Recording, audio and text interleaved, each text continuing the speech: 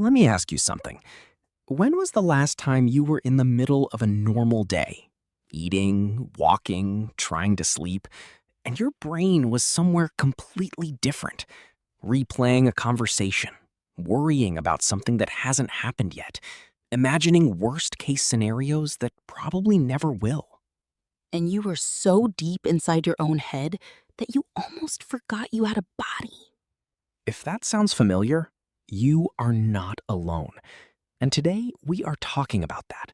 The overthinking, the mental loops, the exhausting habit of living inside your head instead of inside your life.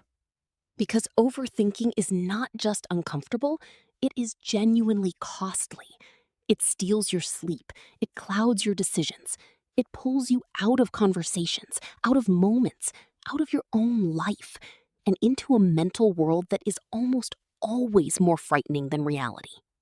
And the painful irony is, the more you try to think your way out of overthinking, the deeper in you go. So today, we're not going to tell you to just stop thinking. That doesn't work. Instead, we are going to talk about why overthinking happens, what it is actually trying to do, and small, honest ways to come back to yourself. Welcome back to English with Heart. I'm Daniel. And I'm Sophia. This is your cozy space to grow your English through real, honest, everyday conversations. And if you are new here, welcome to the family. Quick reminder, you don't need to understand every single word today. Just listen. Let the English reach you. Every minute here is real progress. Trust that. B2 level episode. Relax and stay with us.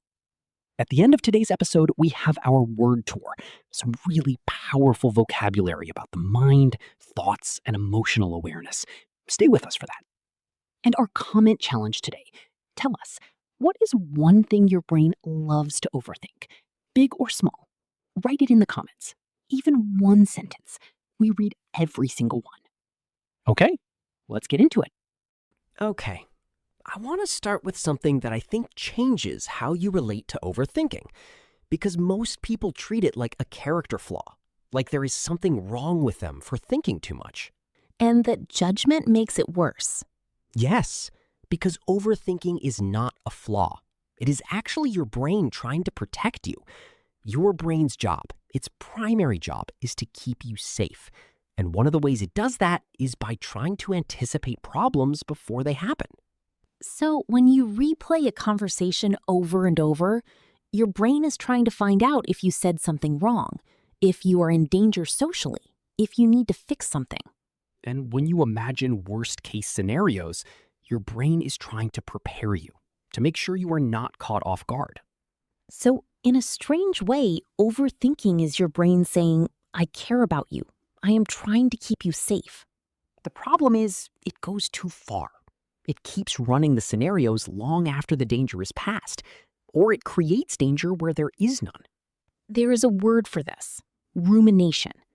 Rumination means going over the same thought again and again without reaching a new conclusion, like a hamster wheel. The wheel keeps spinning, but you go nowhere. I know that wheel very well. We all do. And the important thing to understand is rumination does not solve problems. It feels like problem solving, it feels productive, but it is not. Because you're not finding new information. You're just revisiting the same information with more anxiety each time. Exactly. Real problem solving moves forward. Rumination goes in circles. And recognizing the difference, that you are spinning, not solving, is the first step to getting out. But let's go a little deeper, because overthinking is not random. It usually has specific roots. What kind of roots? The first one is uncertainty. Humans are deeply uncomfortable with not knowing, and overthinking is often an attempt to create certainty where there is none. If I think about this enough, maybe I will find the answer. Maybe I will figure out what is going to happen. But most of life is uncertain, and you cannot think your way to certainty. You can only think your way to exhaustion. Yes, and the second root is a fear of making the wrong decision. A lot of overthinking happens at decision points. Which job to take, what to say, whether to trust someone, and the brain keeps analyzing because it is afraid of getting it wrong. I spent weeks overthinking one decision last year, and when I finally made it, I realized that all those weeks of thinking hadn't actually helped. The decision was made in about 10 minutes when I finally just let myself decide.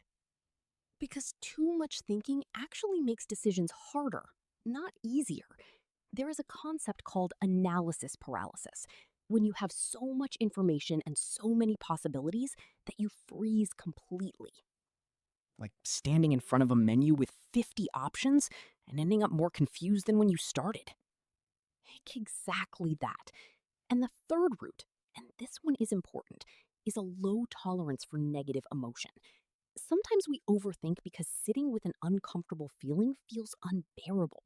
So instead of feeling the sadness or the fear directly, we think about it. We analyze it. We stay in our heads because our heads feel safer than our hearts. So, overthinking is sometimes an escape from feeling. Yes. And the painful irony is, thinking about a feeling for hours is far more exhausting than just feeling it for 5 minutes. That is such an honest thing to say. Okay, so we understand what overthinking is and where it comes from. Now, the real question: what do we do about it? And I want to be honest here. There is no switch you flip. There is no one technique that magically stops overthinking forever. It is a practice, a daily practice of coming back. Coming back. I like that framing. Not stopping the thoughts, just coming back from them. Yes, because you cannot force your brain to be quiet, but you can notice when you have drifted and gently return. What are some ways to do that? The first is something very simple. Name what is happening. When you notice you are in your head, say it, either out loud or inside. I am overthinking right now. I am ruminating. I am spiraling. Just naming it helps? More than people expect, because naming creates distance. When you say, I am overthinking, suddenly there is a you who is watching the overthinking. And that watcher is not inside the spiral. That watcher has perspective. So you step slightly outside of the thought and observe it instead of being consumed by it. Exactly. The second thing is to come back to the body, because overthinking lives in the mind, and the body is always in the present moment, always right here. That is something I have been practicing. When I notice I am spinning, I stop and feel my feet on the floor, or I take 3 slow breaths, and something shifts. Not everything, but something. Because your nervous system responds to physical cues. A slow breath literally signals to your brain there is no immediate danger. You can rest. Your body is smarter than your thoughts sometimes. Often smarter. And the third thing, and this is the one most people resist, is to schedule your worry. Schedule your worry? Yes, give yourself a specific time, 10 or 15 minutes, where you are allowed to think about the thing that is worrying you. Write it down, explore it, and then close it. And when the thought comes back outside of that time, you say, I hear you. We have a time for this. Not now. So instead of fighting the worry, you contain it. You give it a home, which is actually more respectful of your own mind than trying to suppress it completely. Because suppression doesn't work. It just makes the thoughts louder. Always louder. What you resist persists. And I think this connects so directly to English learning. How? Because so much of what holds people back in English is not grammar or vocabulary. It is overthinking in real time. You start to say something and your brain immediately runs a background check. Is this the right word? Is my grammar correct? Will I sound strange? What if they don't understand me? And by the time all those checks are done, the moment has passed. Or you freeze, or you say nothing.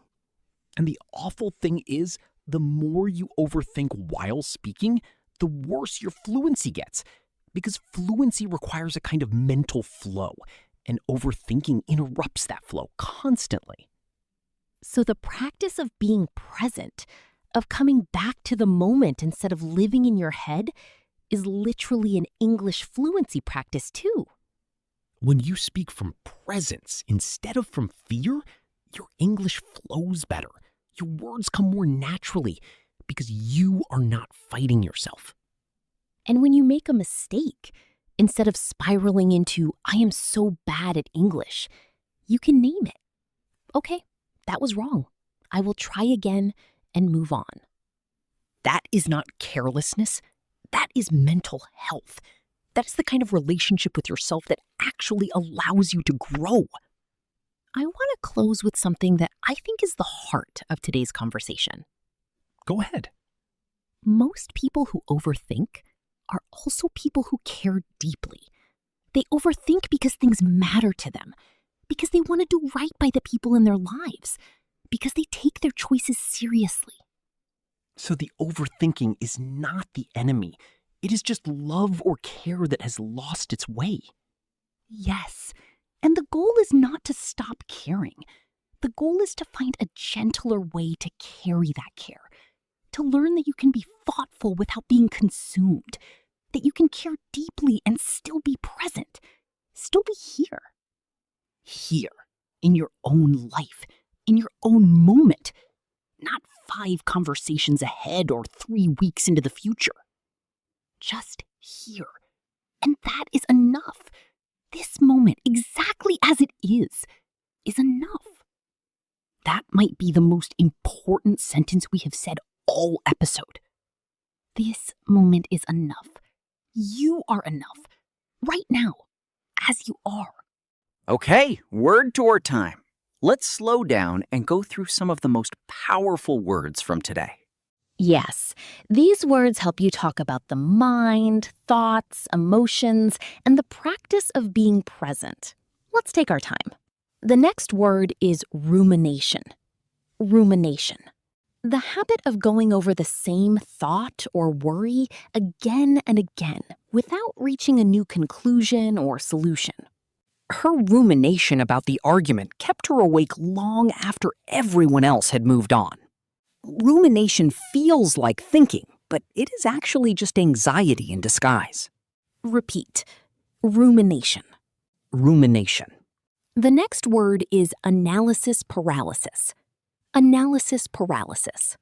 A state of being so overwhelmed by thinking and analyzing options that you cannot make a decision or take action. He wanted to start learning English for years, but analysis paralysis kept him researching instead of beginning. Analysis paralysis is when having too many choices makes you choose nothing at all. Repeat. Analysis paralysis. Analysis paralysis. The next word is spiral. Spiral. To move quickly in a downward or worsening direction. In thinking, to go from one negative thought to many more, each worse than the last. She noticed herself beginning to spiral and took 3 deep breaths to interrupt the pattern. One small worry became a full spiral by 3 in the morning. Repeat. Spiral. Spiral. The next word is grounded. Grounded. Feeling calm, stable, and connected to the present moment, not lost in thoughts or overwhelmed by emotions. After the breathing exercise, she felt more grounded and less trapped in her own head. A grounded person is not someone without problems. They are someone who stays connected to reality despite them. Repeat.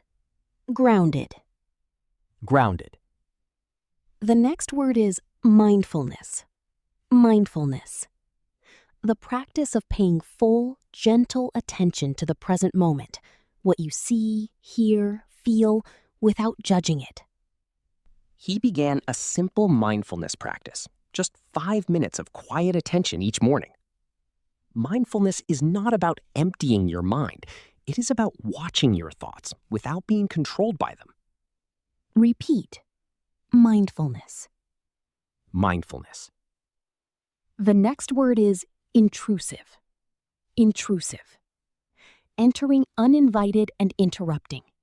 Intrusive thoughts are unwanted thoughts that appear suddenly and are hard to dismiss. She learned that intrusive thoughts are normal. Almost everyone has them from time to time. The most helpful thing about an intrusive thought is knowing you don't have to believe it just because it appeared. Repeat. Intrusive. Intrusive. The next word is catastrophize. Catastrophize. To assume or imagine the worst possible outcome for a situation. To treat a small problem as a disaster. He had a habit of catastrophizing before job interviews, imagining every possible thing that could go wrong. Learning to notice when you catastrophize is the first step to responding more calmly. Repeat. Catastrophize. Catastrophize. The next word is detach. Detach. To separate yourself emotionally from something, to observe it without being fully pulled into it.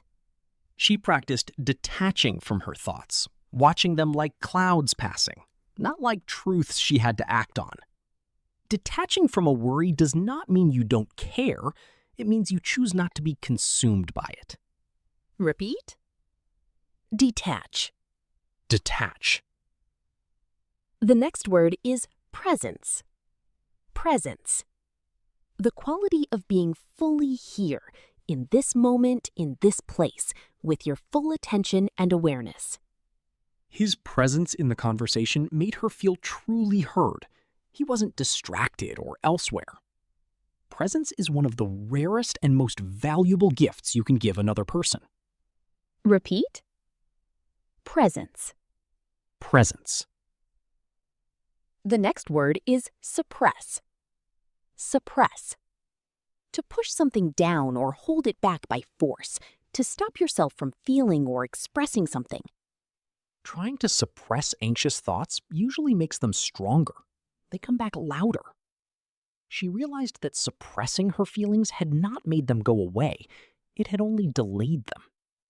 Repeat. Suppress. Suppress. Before we go today, I want to say something to anyone who spends a lot of time in their head. Go ahead. Your mind is not broken. Your thoughts are not your enemies. You are not too sensitive or too anxious or too much. You are a person who cares deeply, honestly, and your brain has been working very hard to protect you, even when it goes too far. And you don't need to fix your mind. You just need to learn to be a little gentler with it, a little more patient, a little more willing to come back again and again without judgment. Because every time you notice you have drifted and you come back, that is the practice. That is the whole practice. And you are already doing it. Right now. By being here. By listening. By choosing presence, even for these few minutes. That counts. It really, truly counts. This week's comment challenge: what is one thing your brain loves to overthink? It can be funny, it can be small, it can be something very real. Write it in English in the comments. We will read every single one and reply. We will be looking for you down there. And if today felt like something you needed, share it. Subscribe if you haven't yet. Leave us a like. It helps more people find this little space. And if you are learning English while also learning to be gentler with yourself, we are so proud of you. That is not easy, and it is so worth it. Take care of your English, and take care of your heart. This is Daniel. And this is Sofia. And you've been listening to English with Heart. We'll see you next week. Bye. Bye, everyone. Come back to the present, even just for today.